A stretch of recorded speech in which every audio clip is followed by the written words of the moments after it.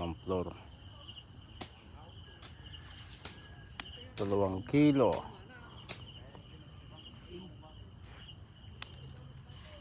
Bunubon, sibuyas.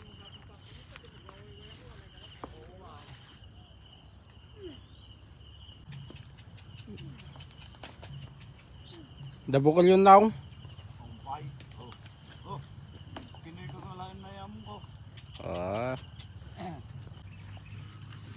Sprak ulit ipamatay da mo ato. Unang red alyom kini Sir Mail. Red alyom kini Sir Mail. Kini Sir Mail. Sir Mail. Sprak ulit ko pamatay da mo.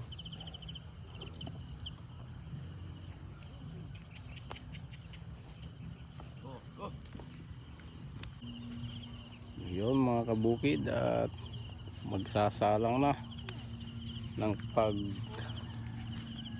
pagpupunlaan at pagdidirikan ng sibuyas na 3 kilo.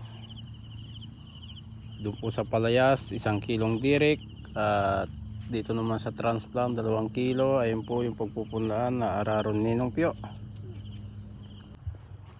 Ito mga kabukid, at prepare na po ng pagpupunlaan ng sibuyas.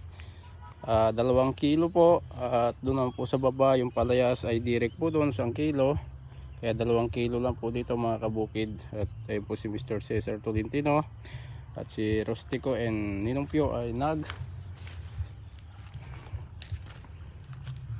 punta po sa Kamumo para ang kanilang kalabaw ay makapaglublob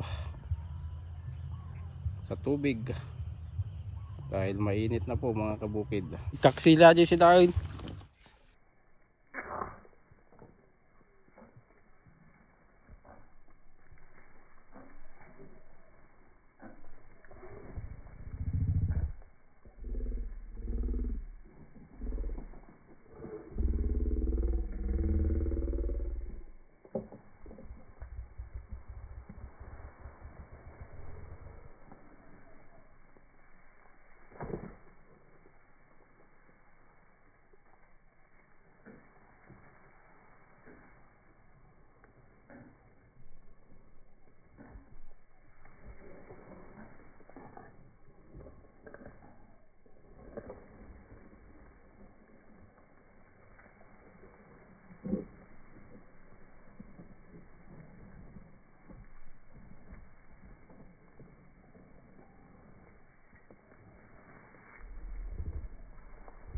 Wala talaga ata.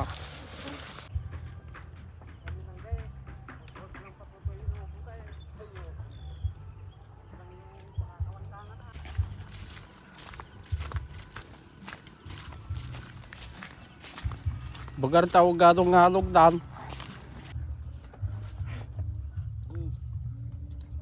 Land prepared. Saka suyo ay saka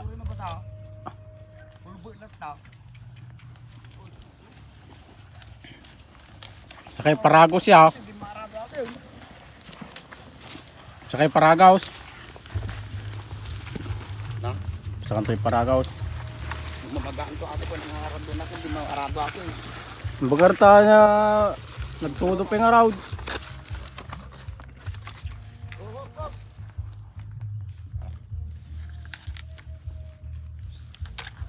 Kaya to man ang tanga bataw. Ang kalasunta.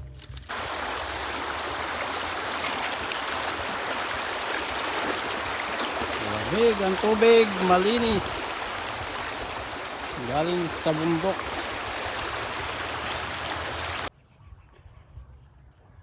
Ayan mga kabukid, tapos na pong araruin to. 2 kilo po yung ipupunla dito na red allium. Ito pong area na to mga kabukid. Ayan. At doon po yung pagtataniman. At nag-land prepared na po mga kabukid. At marami pa pong proseso to. At doon po sa palayas 1 kilong dirik. Mga kabukid, ito nga sabi ko 2 kilo po ipupunla dito. At yung nakikita nyo na po yan, doon sa gawi po doon po itatanim yung sibuyas na ipupunla dito. At bali 3 kilo. At gagawin ko ng video. Ang ginamit ko po dito na pang herbicide, yun nga po yung Interline herbicide. Ayan po mga kabukid, pag naparagos po to ay ispirang kulit po yan ng pamatay damo mga kabukid. Dito transplant po yan, yung araw na yan. Dito naman po yung direct, saka dun sa kabila pagdidirikan po to 1 kilo po itong area na to, at saka dito sa kabila dyan sa palayas na yan. Ayan mga kabukid, at katatapos lang po nila mag-araro. Ito po pinitak po to, at yan naman po yung palayas. Dyan po ididirect yung red allium na buto. 1 kilo po mga kabukid dito sa palayas na to, at dito sa kabila. Ayan, marami pa pong proseso yan mga kabukid. Kumbaga ay pinaararo ko lang po para yung lupa ay sumingaw at mabungkal. Ayan mga kabukid, at gagawin ko ng video.